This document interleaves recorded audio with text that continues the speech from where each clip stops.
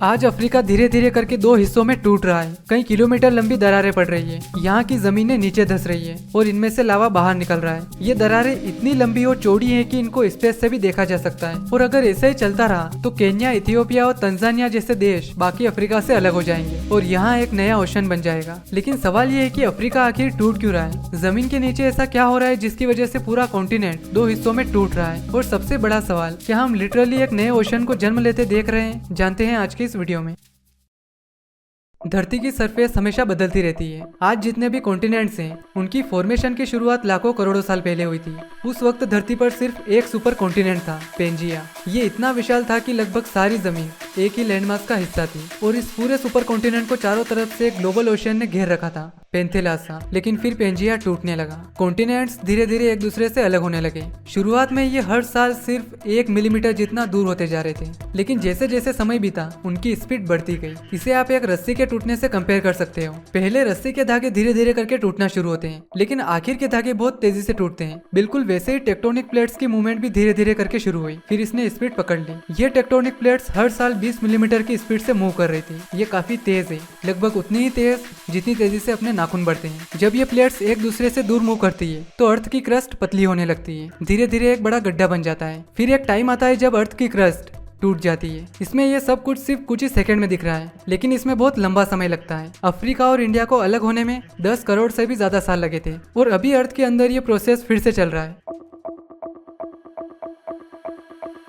इस जगह को ईस्ट अफ्रीकन रिफ्ट सिस्टम कहा जाता है। ये एक एक्टिव कॉन्टिनेंटल रिफ्ट जोन है जो कि रेड सी के किनारे से शुरू होकर इथियोपिया से होते हुए मोजाम्बिक तक लगभग 6000 किलोमीटर तक फैला हुआ है और इसे स्पेस से भी देखा जा सकता है। ये कई रिफ्ट वैलीज से मिलकर बना हुआ है। अभी के टाइम में ये अर्थ का सबसे बड़ा कॉन्टिनेंटल रिफ्ट है। ये रिफ्ट सिस्टम यहाँ कोई नई चीज नहीं है। यहाँ इसकी शुरुआत लाखों नहीं बल्कि करोड़ों साल पहले हुई थी। पिछले 3 करोड़ सालों से अरेबियन प्लेट अफ्रीका से दूर मुंह कर रही है। इस वजह से वहाँ की जमीन नीचे धंस गई और रेड सी और गल्फ ऑफ एडन का जन्म हुआ। ईस्ट अफ्रीकन रिफ्ट में सोमाली प्लेट और न्यूबियन प्लेट भी एक दूसरे से धीरे धीरे करके दूर हो रही है, हर साल 9 मिलीमीटर की स्पीड से। और जहाँ टेक्टोनिक प्लेट्स अलग होती है वहाँ रिफ्ट वैलीज यानी लंबी और गहरी दरारें बन जाती है। रेड सी से ये रिफ्टिंग मतलब ये दरारें साउथ की तरफ बढ़ती है। यहाँ ईस्ट अफ्रीकन रिफ्ट सिस्टम 2 हिस्सों में बढ़ जाता है, ईस्टर्न ब्रांच और वेस्टर्न ब्रांच। ईस्ट वाली ब्रांच केन्या के बीच से गुजरती है, वही वेस्ट वाली कई देशों की बॉर्डर्स के पास से गुजरती है, जैसे रवांडा, बुरुंडी, युगांडा और कोंगो। फिर ये तंजानिया और जाम्बिया की बॉर्डर के पास से गुजरती है और आगे जाकर ये दोनों ब्रांचेस मिलकर एक ही रिफ्ट बन जाती है। जब अपन मलावी के पास पहुंचते हैं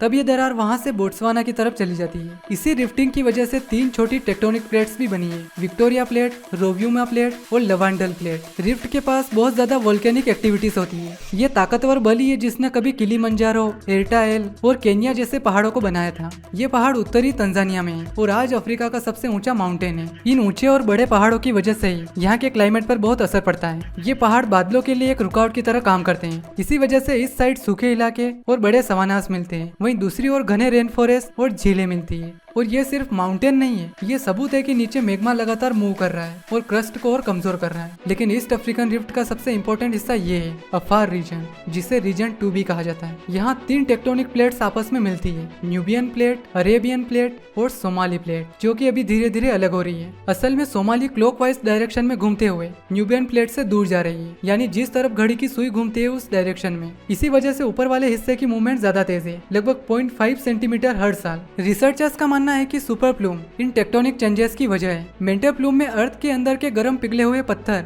ऊपर उठते हैं और सुपर प्लूम भी इसके जैसा ही है, लेकिन ये बहुत ही ज्यादा बड़ा होता है और सैकड़ों किलोमीटर्स तक फैला होता है। अफ्रीका के नीचे मौजूद सुपर प्लूम ही टेक्टोनिक प्लेट्स को एक दूसरे से दूर धकेल रहा है। जब अर्थ के अंदर के गर्म रॉक मटेरियल क्रस्ट के नीचे फैलते हैं तो वो क्रस्ट पर बहुत ही ज्यादा प्रेशर डालते हैं। इस प्रेशर की वजह से क्रस्ट फैलने लगती है और आखिर में टूट जाती है। इसी प्रोसेस से ग्रेट रिफ्ट वैली बना और इसके अंदर बहुत सी गहरी झीलें बनी, जैसे टेंगनीका, मलावी और तुर्काना जैसी झीलें। ये झीलें असल में ऊंची दरारों के अंदर बनी है जो कॉन्टिनेंट के टूटने से क्रिएट हुई। और ये सिर्फ एक थ्योरी नहीं है, ये सच में हो रहा है। सितंबर 2005 में इथियोपिया के अफार रीजन में दबाव वोल्केनो अचानक से फट पड़ा। इसके फटने की वजह से यहाँ पास में केवल 10 दिनों के अंदर लगभग 60 किलोमीटर लंबी और 8 मीटर चौड़ी दरार बन गई। अब नॉर्मली टेक्टोनिक मूवमेंट्स को होने में हजारों या लाखों साल लगते हैं, लेकिन यहाँ जो लाखों सालों में होना था वो कुछ ही दिनों में हो गया। कारण नीचे से मैग्मा रैपिडली ऊपर आया, उस मैग्मा ने क्रस्ट पर अंदर से दबाव डाला। प्रेशर इतना ज्यादा था कि जमीन लिटरली फट गई। और ये इवेंट एक लाइव डेमोन्स्ट्रेशन था कि कॉन्टिनेंटल ब्रेकअप एक्चुअली होता कैसे है। इवन अफार रीजन में क्रस्ट ऑलरेडी बहुत पतली हो चुकी है। नॉर्मली कॉन्टिनेंटल क्रस्ट 30-40 किलोमीटर तक की होती है,